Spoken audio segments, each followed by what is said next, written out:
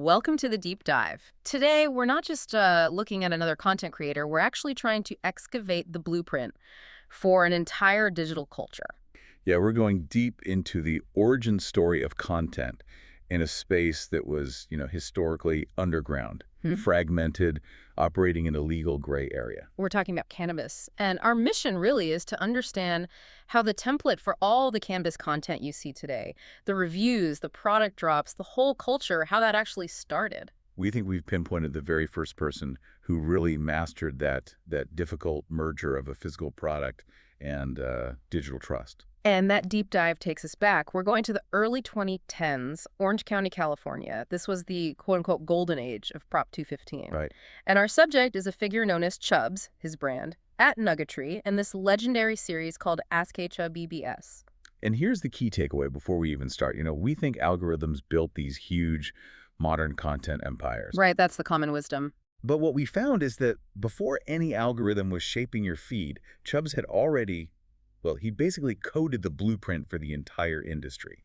He did it by building this incredible self-sustaining ecosystem. It's the ultimate shortcut to understanding where the whole aesthetic of the current market really comes from. We're looking at the prototype. The absolute ground zero. Okay, so let's start there. At ground zero, this integrated ecosystem he was running. Well, you have to put yourself in the mindset of the time.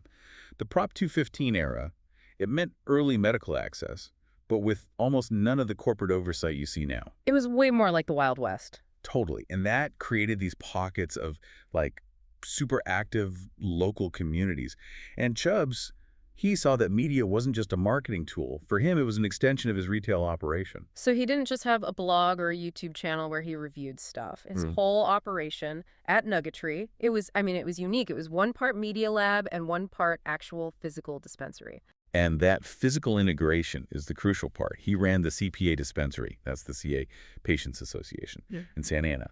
And operating right alongside it, you had the Factory Goosefire Glass Gallery and at High Priority Studio for production. So this wasn't, some separate marketing team in an office somewhere trying to get people in the door. The studio, the glass shop, the dispensary, they were all basically under one roof. Or at least in this very, very synchronized cluster. We call it the weed loop. And it was just brilliant in its simplicity. To weed loop. Okay, walk us through that. How did all those pieces, feed into each other to build that trust? Okay, absolutely. So the content, the Nuggetry videos, the SHUBBS stuff, it would feature this incredible high-end glass art that he was selling at Goosefire. Okay, so that drives interest in the glass. Exactly. But then that same content would review the exclusive strains that you could only get at his collective, CPA. So people would come in for the product he just reviewed, and while they're there, they might buy the glass he just used. And then they provide feedback, which I assume he uses for the next video. That's the loop. It closes right there. That feedback fueled the next ASQBBS episode. It was this perfect circular path that just amplified authenticity every step of the way. So the review wasn't just some influencer endorsement. It was a verifiable review of inventory he himself controlled that you'd consume through gear he himself sold. Yes, that's a level of vertical integration and the trust that comes with it that today's corporate influencers, they just can't replicate it. Yeah. It's impossible. It was more than advertising. It was hyper-local utility. And speaking of the strains, that created a product legacy that, it lasts to this day. Yeah, this is the era that gave us what a lot of OC smokers still call the first real branded house cuts. We're talking about Nuggetry OG or N1, the legendary Herojuana OG. And these weren't just generic bags with a cool name. They were local legends. They were known for really specific traits like heavy gas or that deep, couch lock effect. And then the fact they were branded and exclusive to his shop, CPA, that was a huge deal in an era where most stuff was, totally anonymous. It was a stamp of quality. It set him apart from everyone else. So you have the foundation, you have the physical hub, this trusted loop, and the exclusive product.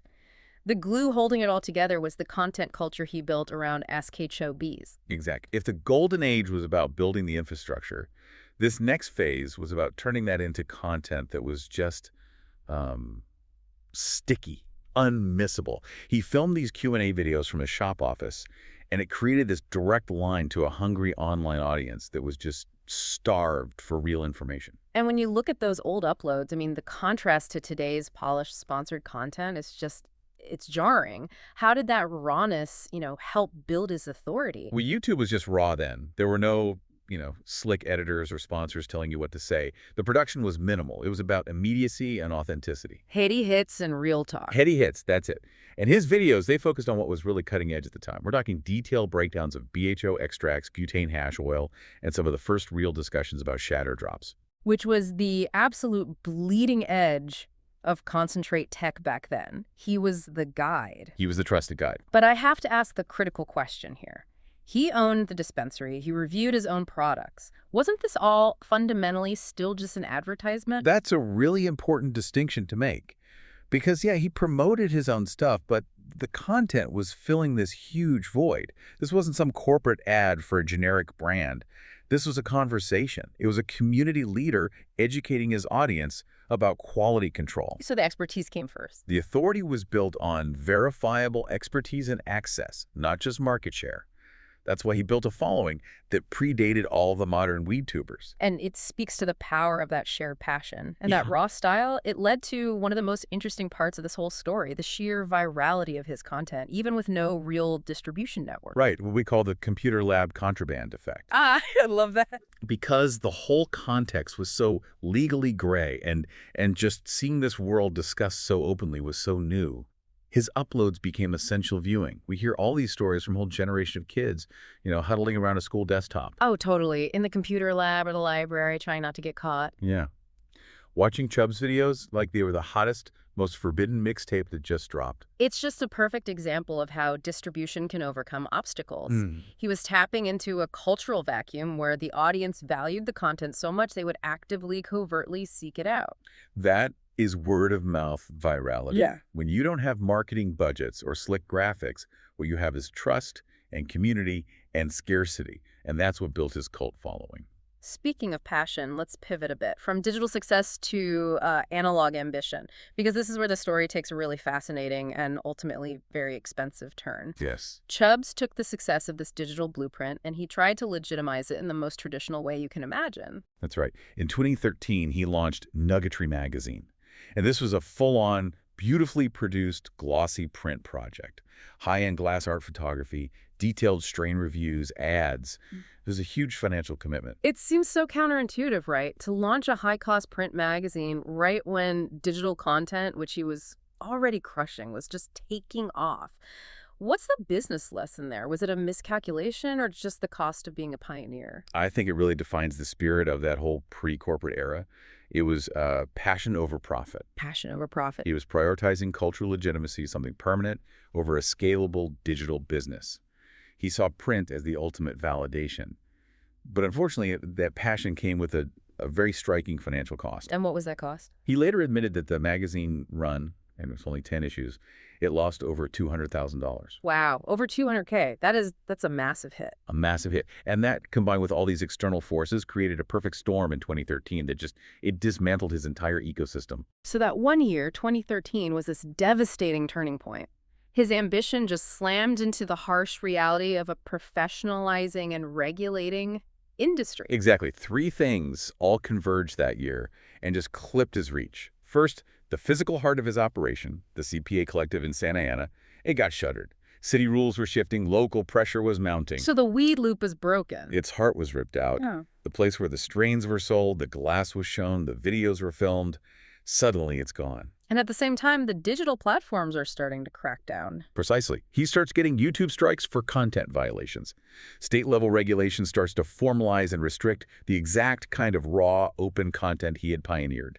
The physical and digital windows just slammed shut at the exact same moment. So the community just had to watch him fade away. The blueprint was still there, but the architect was kind of forced into retreat while these newer, more cautious, and frankly, better-funded media giants started rising up to fill that space. His signal was foundational, but that raw, unsponsored, vertically integrated model he built, it just wasn't tenable anymore. Not with corporate interest and formal regulation on the rise. But that legacy, it does endure. The story doesn't just end with the collapse in 2013. There's another chapter, one of adaptation, and you still see these flashes of that old fire. Absolutely. By 2019, he reemerged. Chubbs relaunched Nuggetry.com. But this time, it was structured for the new, fully legal market. It was mostly a delivery directory. He was finding a way to fit his brand into the new reality of compliance. And even in that new role, his original voice, that push for quality and accountability, it was still sharp. He wasn't just listing businesses. No, not at all. He was penning these really pointed industry op-eds. Most notably, he was calling out weed maps for hosting unlicensed shops. It showed that original integrity was still there. He was still playing the role of gatekeepers, even as the industry had sort of moved past his direct control. Which brings us all the way back to the core thesis here. Chubbs wasn't just some early YouTuber. He actively synthesized and merged these 4 key elements into a playbook that worked. Product reviews, new product drops, glass culture aesthetics, and super effective local dispensary marketing. He built the first successful bridge between that counterculture and digital content. Before any algorithm could make weed go viral, he did it. He did it by building real, non-transferable community trust and leveraging scarcity through word of mouth. Everything that followed, all the branded content, the review models, the focus on drops, it's all still running on the signal he created. Yeah, it really is. And today, the @Nuggetry name, it mostly lives on in old forums and strain indexes. It's whispered with this real sense of nostalgia. The question people always ask is, whatever happened to Chubbs? And the answer is, he defined the playbook that everyone else is still refining and, monetizing. He took a massive financial hit to pioneer an entire content category. So what does this all mean for you listening to this? It means understanding that today's hyper-branded, super-regulated content world, it all originated from one guy's raw physical to digital ecosystem. It shows that passion and authenticity, even if they cost you 200 grand, they're the true engines of a cultural blueprint. And here's a final provocative thought for you to take away. Consider how much the modern cannabis content world still relies on that merger of a physical product, community trust, and that raw review style that Chubbs really pioneered. And now ask yourself, if city rules and YouTube moderation hadn't intervened back in 2013, if the architect hadn't been forced to retreat, what would the relationship between dispensaries and digital content look like today? Would the industry have been forced to be more authentic right from the start?